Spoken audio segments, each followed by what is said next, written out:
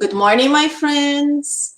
This is Angy Stewart, and I'm very happy to be here today with you all, here in the Facebook page, in the live stream of Conscious Living. And today we are continue our studies, our Sunday morning studies. So I know we are going through a hard time. We are all locked in our homes, but you know, it's important. It's very necessary for our own health and for the good of so many others. So let's take advantage of this time that we can't physically go to the Spirit Center, but we all have phones, we all have computers, so we can still improve our spiritual being, continue our studies, and watching beautiful lectures. And I hope the lecture today, it's very simple, but I hope it can help you with something, with some kind of improvement in your heart and with your family, your physical family, but also with our spiritual family. So now that I said all this, I would like to invite you to a very short prayer so we can connect with the enlightened spirits, our guardian angels, and we can all be better inspired. For me to talk and you to listen and to comprehend. Okay? Almighty God, our Master Jesus, our guardian angels, thank you so much for the opportunity of being here today, talking about the importance of family. Please, Master, help all of us to fully connect with the enlightened spirits, helping us to build this love, strength, helping all of us to continue living the way we are right now in our homes, but full of hopes for better days, with the assurance that this happened because of a reason that we don't know, but it is for our own benefit. And at this moment, I would like to ask for your inspiration to guide me and my friends through this lecture. Please stay with us now and ever. Thank you so much. So be it. Very good, my friends. Are you ready? Very good. We are going to be talking about family. And please, even if you don't have kids and you think, oh, this is not for me, I don't have kids. Yes, it is for you because you are a kid. You are a child of a mother and a father. Yes, maybe you don't even know who are your physical parents, but they were very, very important for you to be here today. So let's watch it with open hearts so we can benefit from it. I will share with you my slides, and during the lecture, I will not be able to see the comments, but let me just go like this. That's the title. My two kids arrived. So let's start with the lecture. Faster! Can you believe this? The dogs have to rebel right now. Oh, God, help me. Okay, my friends, I will share here my screen. And hopefully you are seeing the full lecture. Let me just confirm if it is happening here.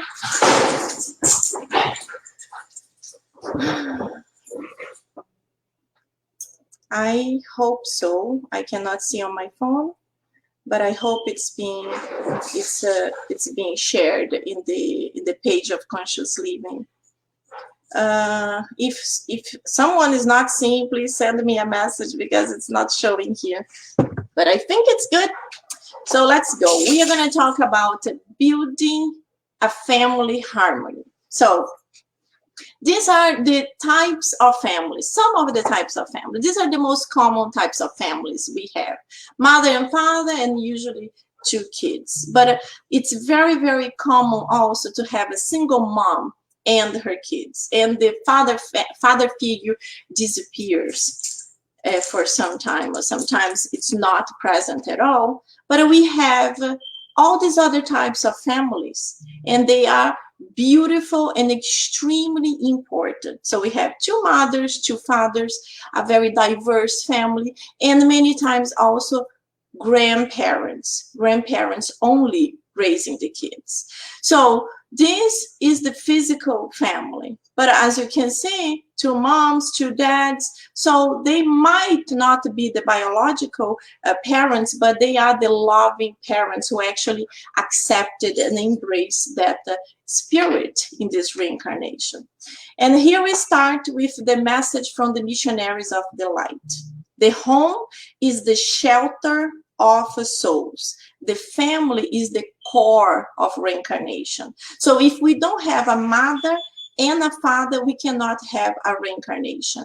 And this is extremely important. We need to come back. We need to continue improving. So God is extremely intelligent and gives this opportunity for us to come back, and come back as many times as we need through the reincarnation. And we know that every time we reincarnate, we improve. We get a little bit better. Oh, hold on. I don't think you guys are seeing my whole lecture. What's that? 1 second, please. Let me see it here. I hope you can see it now. I didn't realize it was like that. Let's see if it's showing better now. I think it is. Sorry about that. And I think now you can see the whole screen. Yes, yes, sorry about that. I'm glad I have my phone here and I was able to see the mistake that was happening. So, okay, let's continue. I have lots of important things to talk and I need to control the time. So we start with the purpose of families. So in the Spirit's book, we know that the purpose of family is really to help us to forgive, evolve, and progress. Forgive, evolve, continue our progress. So you see this beautiful family, they are very different physically, but they might be very different spiritually. And this is the beauty of families, because in a family we have reincarnated with us the ones we love deeply, but we have reincarnated with us the ones we had a lot of issues in the past. And that's how we will be able to mingle and to progress faster. So in chapter 7, we have the return to corporeal lives. All these items I put here are extremely important, but I cannot talk deeply about it. I will give little glimpses of it through the lecture, but if you can, please go to the Spirit's book and fully read all these questions and all these items, and you will be able to fully understand. But the item 379, childhood sympathies, antipathies, and forgetfulness of the past is the key. So can you imagine if we didn't have the forgetfulness of the past? We would be reincarnated and we would discover that the father we have such a hard time to cope, hard time to live with, it was actually that a difficult husband from a past life. You would be like, oh no, I can't take this guy anymore. But God is so good that he helps us not to fully remember, because we have that feeling that, oh, it's my father. I love him so much, but at the same time, I have such a difficult time to cope with him. So because he's my father in this reincarnation, I really work harder to be able to love him and to forgive whatever it's going on. So this is the wisdom of God helping us to be able to progress. And this question, 775, is very important. What would be the effect upon society of the relaxation of family ties? So Kardec did not talk about breaking, destroying family ties. He just talked about relaxation, a little bit of the family ties. And the answer is a relapse into selfishness. So if it relax a little bit, we are going to go into selfishness. And what is to be selfish is a person that lacks consideration for others. It's the person that thinks it's me and me only. I'm the center of universe. So this is a problem. That's why families have to be like that, because we are able to stop thinking just about us and think of us as a group, as an important group. When we go to the gospel, we can talk a little bit more about the material and the spiritual families. So we have in chapter 14 that blood ties do not necessarily create bonds between the spirits. Parents create just the body of the child. The spirit was created by God centuries ago. So when you see this beautiful couple, the mom and the dad, they both together created that body. So you can see this beautiful girl. She's a little bit of the father, a little bit of the mother. She's this beautiful mix. So her physical body was created by the parents, but her spirit was created by God. And it's an old spirit. Even the little tiny babies, the young babies, you cannot say, oh, such a young soul, because that soul is old. Maybe it's older than their own parents. So this child of God is full of good qualities, but also bad qualities. So, and this is what the parents will have to administer in this lifetime. They will have to help this child to evolve, to continue progressing. So we have item 8. Material family is a school to fully integrate the spiritual family. Why? Well, you can imagine sometimes you have a very hard time with your brother, your physical brother. But then you have a best friend that is absolutely different from your family. It's just a friend, and you absolutely love him. And you think, oh, I wish so much he could be my brother, and that one could disappear. But that's the wisdom of God, because that best friend, he probably was a loved one from your past life. So this is already acquired. This love is already there. Now you have to deal with this one that's the hard one, that needs your love, needs your forgiveness, that you need to evolve together. So this is the beauty of receiving him in your family. And here is a beautiful sentence from St. Augustine. Mothers, embrace the child which causes vexation. Vexation is trouble. And says to yourself, one of us is guilty. So this helps the mother or father with the child. They have a hard time. So they understand that one of them did something wrong in the past, and they were put together to improve together, to forgive, to be able to fully love each other. Then we come to this slide where is a bigger picture of a family. So you can see grandparents, probably kids, the spouses, and you also see the children, the grandchildren. And then we have that the reincarnation makes bonds of love. So this is why we reincarnate, because we learn how to love each other. And then love and perseverance can win over hatred,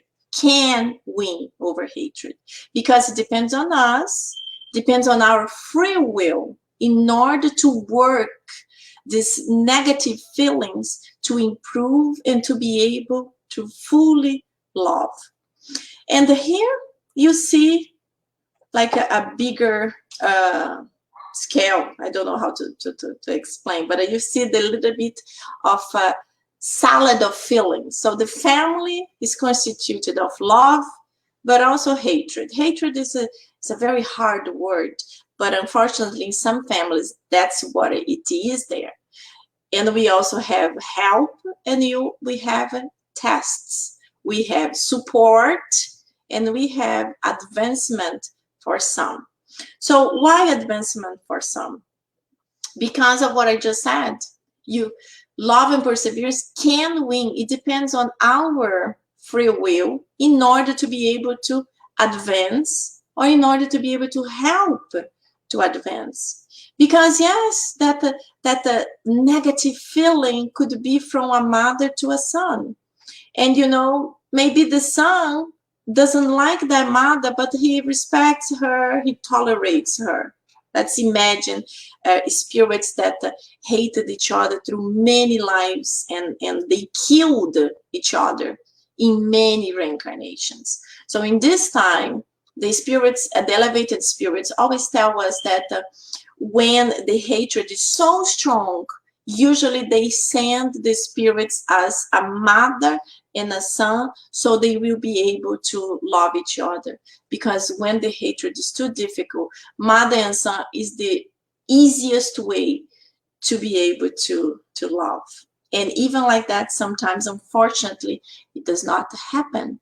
But if in this reincarnation, in this situation, for example, mother and son who killed each other so many times, if they reincarnate and they are able to overcome it, if they are able to not kill each other, they don't love each other, but at least they tolerate each other. So this is already an advancement. I know it's hard. We all want something much, much better, but in this situation, it's already an advancement.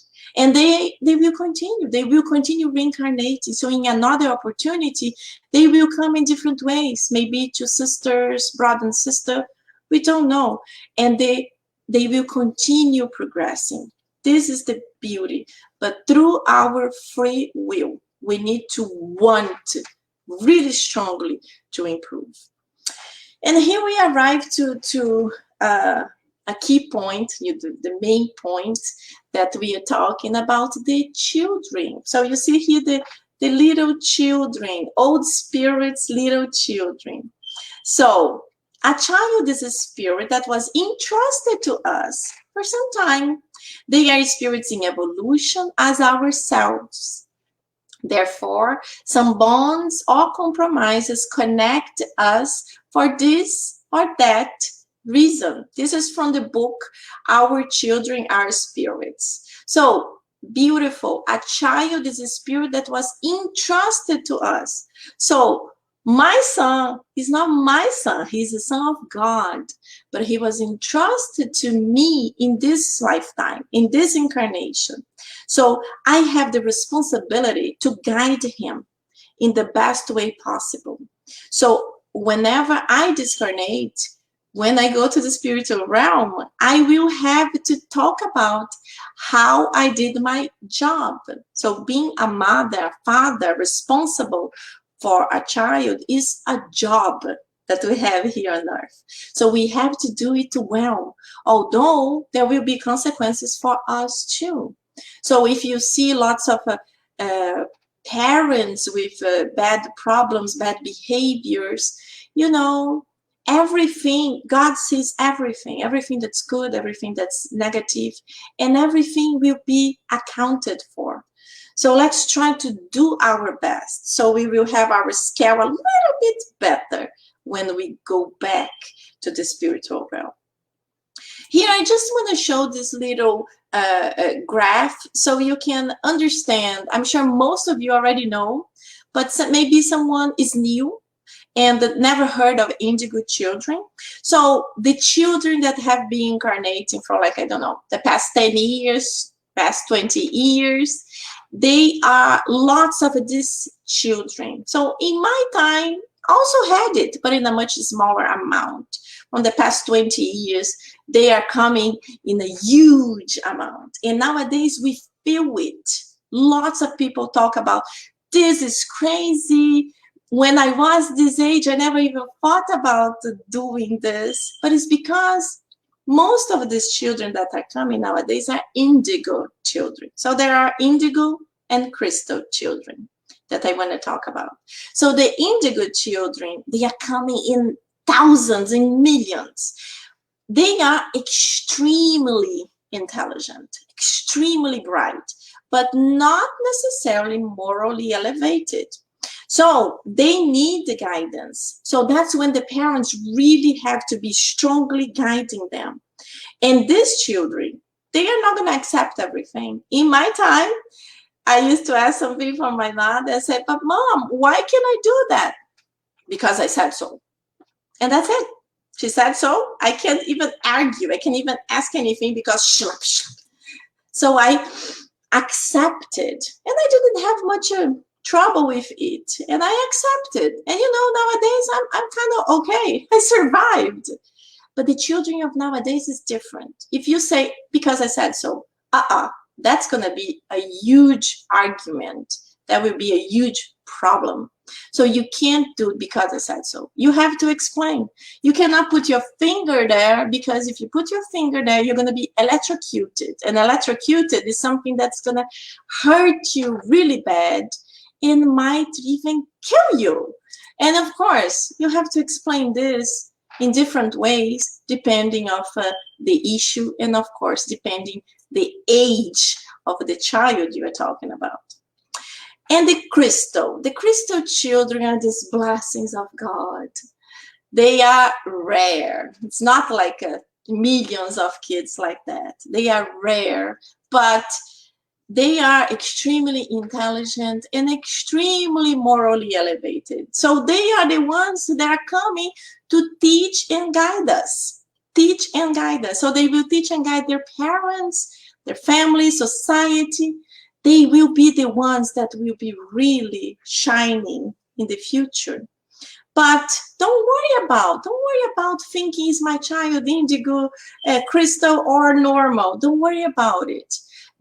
I'm just telling you, because if someone ever talk about it, you heard what it is. And now we're going to talk about educators' requirements. Who are the educators? We are the educators. So the educators could be parents, grandparents, uncles, siblings, or even a friend, an older friend. And what are the requirements? Whew, there are so many requirements, but I chose 5. I chose 5 that I think they are the most important ones. So patience. Patience is actually the science of peace. Patience.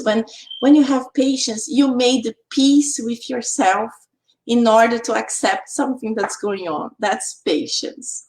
I need more of this science. It's not easy, but we have to work to develop it. Tolerance, respect, persistence, discipline. So these 5 are extremely important. And when we think about discipline, we remember Emmanuel, the spirit of Emmanuel, when he met Chico Xavier, the medium. If you saw the movie about the life of Chico Xavier, you can understand what I'm talking about. So Emmanuel tells him, do you want to work with me? Do you really want to write those books? And Emmanuel said, yes, what do I need to do? And Emmanuel tells him, you need 3 items: discipline, discipline, and discipline. So you know that discipline is very, very important. And the discipline here, you can think, oh, I have to discipline my kids. But many times discipline is also for the educators, the parents, the family members. Because you cannot teach something if you don't have discipline that within yourself. And then we go. Do educators have all these requirements? No. No, unfortunately, no. But we have some of them, or sometimes we have all of them in a little bit, or sometimes in certain issues we don't have one at all. But we need to think about, we have to work on it in order to become a good educator. And the important thing is, what is the best way to teach? You only can teach through example. So if you want to teach someone, a kid, that smoking is really bad, if you do it, it's going to be very hard. If you want to teach your kid that the cursing is really bad, but you curse all the time, that's very difficult. Anything you want to teach a kid, if you are doing it, it's very hard. So I see some videos on the internet of people filming little kids cursing, and they are just 2, 3, 4 years old, and they are saying sentences, and the whole family is laughing, thinking it's really cute and beautiful. But when that kid grows a little bit and starts saying that words to you, educator, then it's not beautiful anymore. And then it's hard. Then it will be hard for you to correct that. So be careful. The little ones are the ones that we have to be strong, and we have to teach them. If you are still doing it, stop. Police yourself to don't do something that you want to teach. And the inner harmony starts respecting our differences. So our kid, it's another spirit, and we have to respect him or her. So you cannot impose everything. I talk about myself. I would love my son to have a very short haircut, but my son absolutely loves his curls, his huge curls. So I came with peace that it's okay. If he loves it, that's okay. He's a great kid, and this is like the minimum thing. And I have to respect him. He's a human being. And in the gospel, chapter 5, we have this important thing. Actual causes of afflictions from this life. So most of our afflictions are from this life. Laziness, impatience, violence, and many others. From past lives are really congenital diseases. You are born blind, you're born without an arm, something like that. But everything else, many times we bring from this life. So we can't be putting everything, oh, in my last life, that's why I'm like this nowadays. Don't think like that. You have to improve in this life. Think proactively. And this chart here I created just to make a comparison of the old education through the education of now, and you have to see what was good in the past and what is good now, in what has to improve, because no model is perfect, but our past lessons should help us to create and implement a better family model. And you see the old family and the new family. So the mother is the law, the father thinks he is the law, and it's still like this nowadays. I remember whenever I wanted something, I used to ask my father, because he was much more loving. But I knew if my mother didn't allow, it will never happen. So even if many times he said, yes, I think it's okay, he always said, but I have to check with your mom first. She was the law.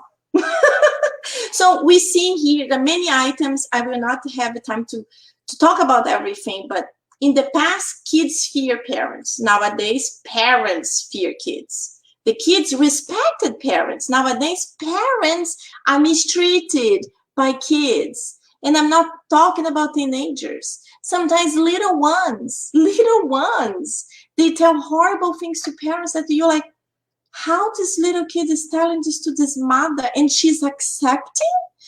So this is all about our education. Are you going to allow this to happen? You have to work on it. I'm not telling that to do this in the kids, especially nowadays, that's not allowed. But you have to understand what are the limits of certain things and impose rules in this little wild one. So kids used to follow rules. Now parents follow kids' impositions. Parents gave love. It was tough love. It was not like, hey, it was tough love, but it was a love that made us better people, better adults. So nowadays, parents give things. Parents sometimes they cannot cope with certain things, and instead of disciplining the kids, they say something, and right afterwards, oh, I'm going to buy you a cell phone, I'm going to buy you a game, I'm going to buy you whatever. And they think they are making bonds with the kids, buying things, and it's not good. So parents were parents. Now parents are friends only. Remember, you can be friends with your son, with your daughter, but parents are different than friends. Friends are the ones that are never going to impose certain things, and never going to tell you, don't do that. This is not going to be good for you. Usually friends will say, okay, I wouldn't do it, but if you want to do it, do it. So parents are becoming like that, and it's not good. So these other items are related to the past. So the family usually had one TV. Nowadays, it's one TV in every room. So in the past, we had to all sit together to watch one show. Nowadays, after dinner, boom, everybody disperse. And many families don't even have dinner together. They already get their dish and they go to their own room, to their own TV, to the cell phone, and they are not there. So family had dinner conversations. Now they have smartphones. So the school helped with education. Now the school is the only education. The family is not doing their important part. So parents, they follow teachers' guidance. Nowadays, they fight against the teachers. And you have to think about the situation we are living right now due to the coronavirus. We are all stuck in our homes. Many families are with their kids, and they don't have, especially in Brazil, because he's a little bit different. But in Brazil, they have the schools, obviously, but they also have nannies, they have babysitters, they have people that stay full-time taking care of the kids. And nowadays, these employees are in their homes with their families. So now it's actually a good time for parents to be parents. Parents to learn how to teach their own kids, because they used to work too much and they used to leave super early, come back super late. The kids are always sleeping. They only see the kids in the weekend. And then the kids are a little crazy, and they give all kinds of things for the kids to be quiet. And now they're seeing their kids are not the angels they imagine. They actually need to discipline the kids. So this is a tough time, but it's an important time. So we don't understand why we have the coronavirus, but we have to make the best of it, taking the opportunity really to be together with our family, to understand what can we improve together. What can I do the best of my time that now I'm with my family? How can I do that? So this is really good. So I put this thing here because I absolutely loved the Jetsons. So it was created in 1962, and it was supposed to be a family living 100 years ahead. So it would be 2062, ahead of our time. But as you can see here, I put just 3 things. You can see here they had a machine that made food. So nowadays you can think about fast food that you call and they deliver ready. Or you can even think about the frozen dinners. You put in a microwave, boom, it's ready. But what is the consequence of it? Yes, it's very good, it's very fast, it's awesome, but we all know it's not healthy. So it's not going to kill you to have it a little bit sometimes, but if you only have this every day, be careful with this modernity. So I used to bring the little dinners from Weight Watchers they were frozen, super tiny little portions, but they tasted really good, and they had a very small amount of calories. But later on, talking to a friend that understood a lot about the food, he's the one who told me, look the amount of sodium. This is extremely bad to your health. You will be losing weight, but the sodium in your body is extremely dangerous. So we have to think about the modernity that sometimes is not the best. We have here a wonderful thing that everybody's using, even me. So we are using this conference call. So I am working now full-time from home through videos. So this is awesome. It's extremely good help. We have here the cleaning lady. A lot of people have iRobots, the little vacuum cleaner that goes around the house, and it's such a help. So these are wonderful things that help us busy people nowadays, but we have to be careful. Everything has to be used in balance. And this is also modern. Look at this. the two little babies. They are babies. They are babies with cell phones. And a lot of people, look how cute. It's adorable. Yes, it is cute. It is fun. And I'm not saying it's forbidden. You can give to them for a very, very, very, very short amount of time. The youngest they are, the less they can use a smartphone, an iPad, or things like that. This is what they should be doing. They should be playing with each other. They are ignoring each other, and they are glued there. We also know scientists, they explain a lot about hormones, dopamine that is released in your brains, and you have that sensation of happiness when you're using a smartphone, and it gives you images super quickly.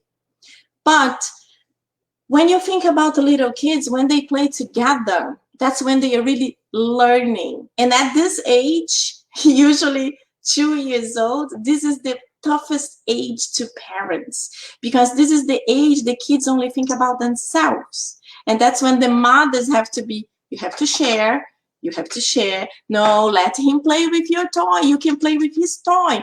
So it's building up in the minds of the kids that they have to respect each other, and they can give his toy and play with the other toy. So this is the beginning of an education of a little ones. But nowadays I see a lot of this. It's sad. It's very sad. I even saw a picture of a play date with 8 children, the mothers around, all talking, and every kid on a smartphone. Isn't that crazy?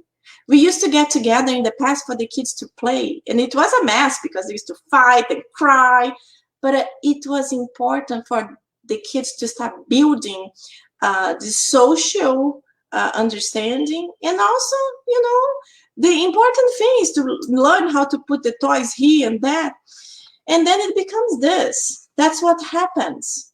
The kids get older and they get used to this. In my time was this. We finish school, we have 10 minutes waiting for the parents, throw the backpacks and run. We love to run, play catch, play hide and seek, play anything, soccer. But nowadays it's like this. I remember one time, a long time ago, I still lived in Brooklyn, New York, and was a family reunion. I brought Jensen, who was like 7, to the basement where all the kids were, all his cousins. And they were very similar age, a little bit older than him. One, he was 7, one was 8, the other 9, and the others was like 13, so to 12. So I know 12s are much older. But when I thought they were playing and it was so silent, I went there to see. Every single kid had a phone in their hand. So they were all sitting with the phone, and Jensen was just looking because he didn't have a phone until we moved to Florida. So very sad, very, very sad. And we have to change it. We have to change this behavior. I remember I went there and I love games. So I told them, let's play. Everybody's going to put the phones away and I want to play. And even the older kids, they were like, I think they were 11 at the time, or 12. They also accepted. So I hid some chocolates in different places, and I gave them a time to find, and they went crazy, and it was hilarious. They thought that this was the best thing in the planet. So I was playing hot and cold. So anytime they arrived closer to something, I was saying, it's hot, hot, very hot. They thought it was a blast. But of course, as soon as I finished the game and I told them, now you can do yourself, they went back to the cell phones. So let's reflect on this. And how can we fix mistakes? So many mistakes. This is Rossando Clingy that I mentioned before. He wrote this book. So he's a Brazilian psychologist, and he's specialized in families, in family behaviors. And this book had all the things that we'll talk here. It's in this book, or you can also see many of his lectures if you speak Portuguese. He starts with how to correct something. How do we do it? We need to start by pointing out the good quality. So anytime you want to talk to a child about something that's wrong, you have to start mentioning, oh, you're so good, you did this good, that was good, this is wonderful. But we have to talk about this point that's not good. And that's the only way you can approach the child, because if you arrive, the child, the teenager, or even an adult, if you arrive saying, listen, you did this, and this, boom, this person already created a cemented block and is not going to listen to you. So this is very interesting. So this is how you can start this improvement. You arrive in a soft way and you start improving, helping the child to see what is wrong. And I put a picture here of a mom with 2 kids. And lots of times we see parents saying, they are twins and they are extremely different. And I raised them exactly the same.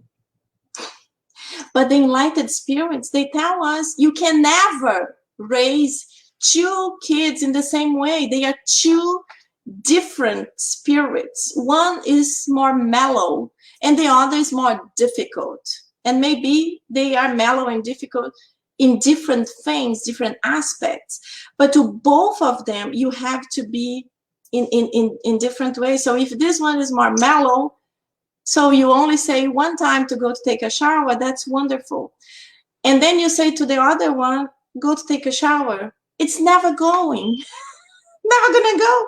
So you know that you have to say 10 times. Maybe you have to drag her to the shower. So this is the different parenthood. You have 2 kids, but they are extremely different. The education, the way you educate has to be different. These are points that he mentions in his book, and I mentioned some of them. So eat meals as a family whenever you can. This is extremely important. Most of families nowadays, they don't even eat together. So I make a point that we will always eat together in my house.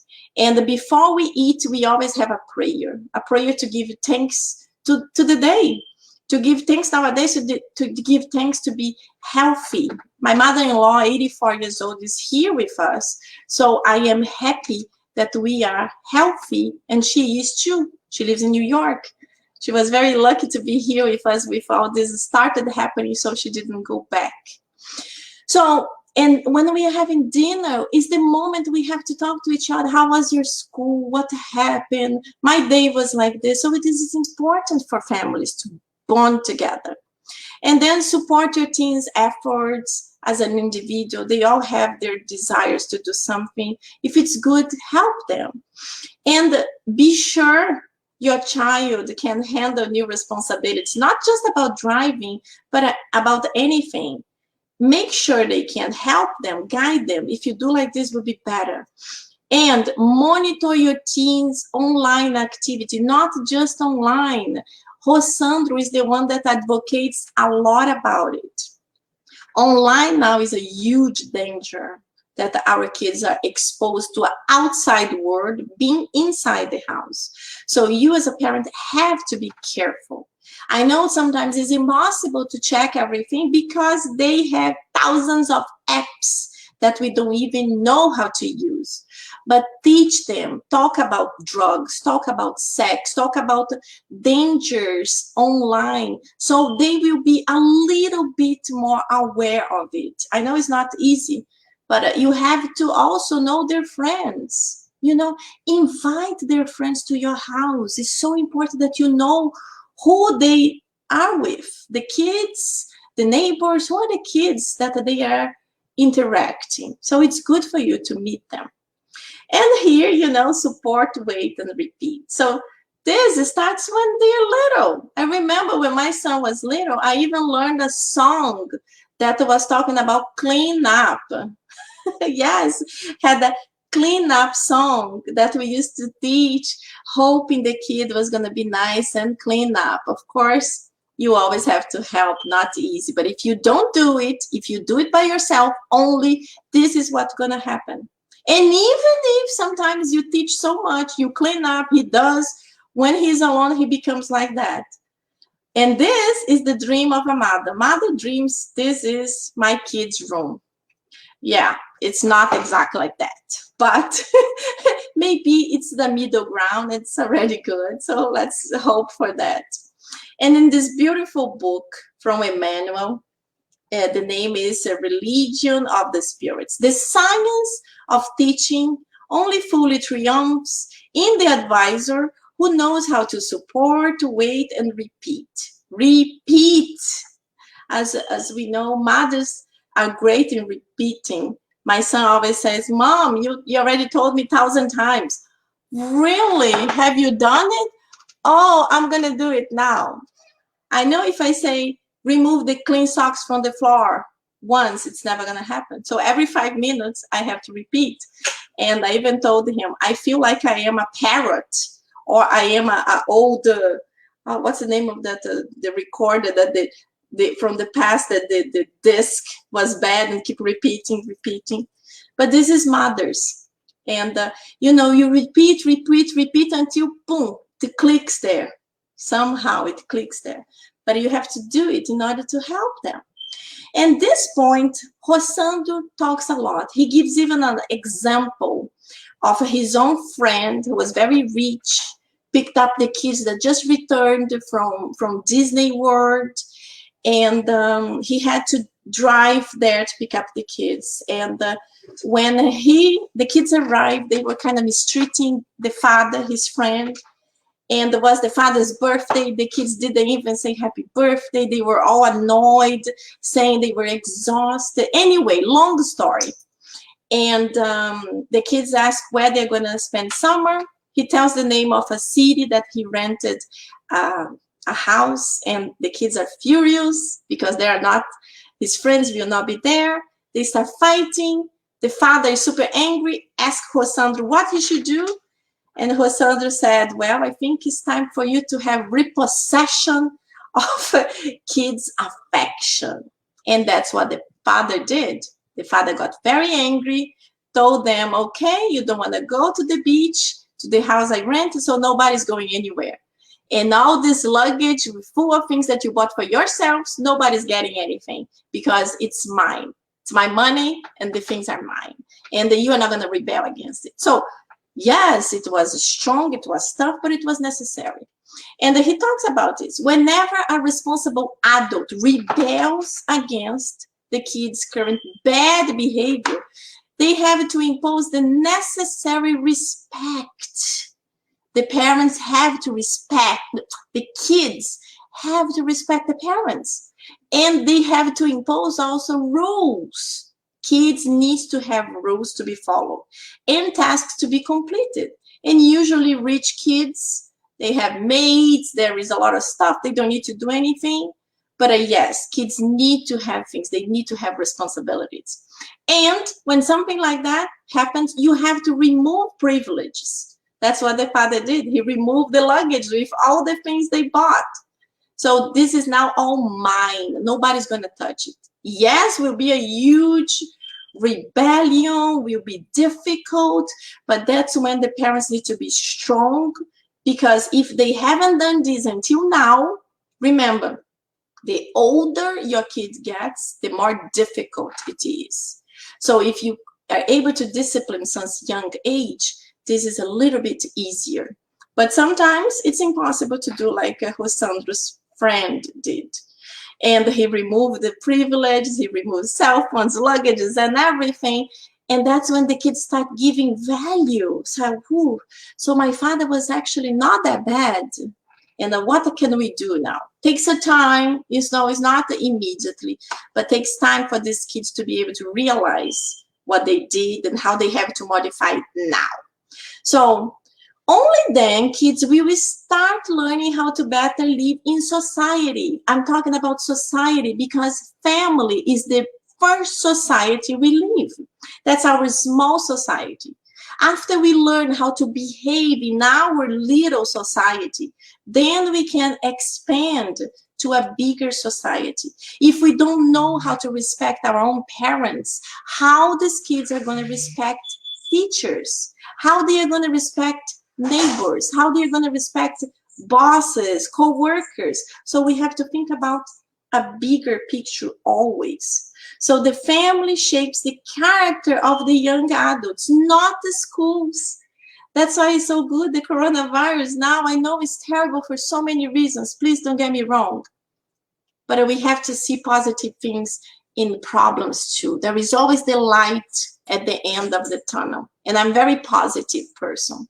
So even if all these things that are happening around the world, if you think positive, if you learn how to live good lessons, to take good lessons, when this calamity ends, when the coronavirus ends, for whatever reason, we will be able to have learned a lot of positive things from the time we were in this seclusion. So this is what is important. The family teaches first, the school second. The school will teach the intellect.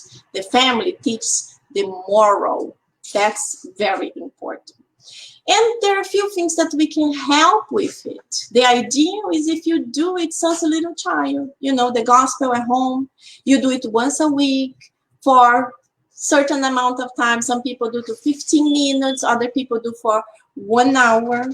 And we use as a base this book, The Gospel According to Spiritism, but you can use many other books. And you just talk about together, you know, you talk about the points of the gospel. You read, you talk, you ask, you can ask a child to do the initial prayer, and someone can read, the other person can comment. So it's a bonding. And then you say, but I live alone. So do it alone. Don't worry, you are not alone. The spirits are with you. And you say, oh, but my husband doesn't like it. Don't worry, do it alone. The important thing is to do it. So when you do it in your home, you are protecting the environment that you live. And this is a blessing. You are inviting the good spirits to be with you. So the family that prays together stays together. I know many times it's impossible. Some couples are from different religions, like me, but do your part. You will still be helping your family. And of course, we are blessed to have a Spiritist Center near where we live. Right now, we are online. We still have a Spiritist Center. It's online. That's another blessing. But when we were able to go back to the physical Spiritist Center, that's what it represents: a home, school, hospital, and a temple. It's all this together. So don't expect the Spiritist Center to be a perfect paradise, because it's not. Everybody that is there is because they have something in common with you, but they are also looking for help. So be open to help others, not just to think about yourself receiving help. And most of the Spiritist centers, they have the wonderful guides that teach our little kids, different ages, even teenagers, and it's so beautiful and so important. But for example, right now, you cannot go to the Spiritist Center. You have little kids and you have teenagers, but they still need to continue their improvement. These two books are wonderful for teenagers or for people that do not know Spiritism. They are very basic. They have a very simple language, and it's very easy for them to understand. Sometimes you give the Spirits book very thick. They are not prepared. This is a very little, with very simple answers. It helps teenagers and helps people that do not know Spiritism well. And these other tools are online tools that are wonderful. You can see via Kardec Radio for kids and for teens. You can see via Kardec Radio page on Facebook. You can see live streams for kids and teenagers. The kids is super cool. They have the teachers teaching stories, showing games, interacting with families through the camera. And the teens are done by teenagers. The ones who are the ones talking about many different subjects are teenagers. So they bond, you know, is a 16-year-old talking to another 16-year-old. So it's very interesting. So it's tools, just tools for you to be able to show your kids and teens and they can benefit from it while we are here, still here online.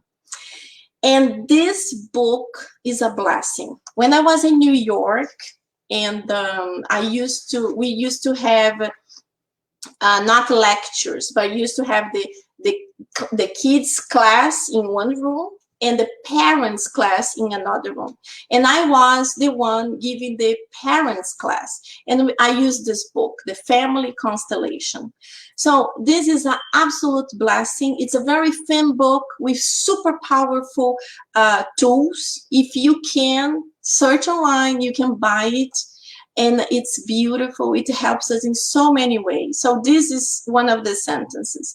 We do not live in the family that we wish for. Look at the family. Instead, we come to a group in which our evolutionary needs are addressed. And it's true.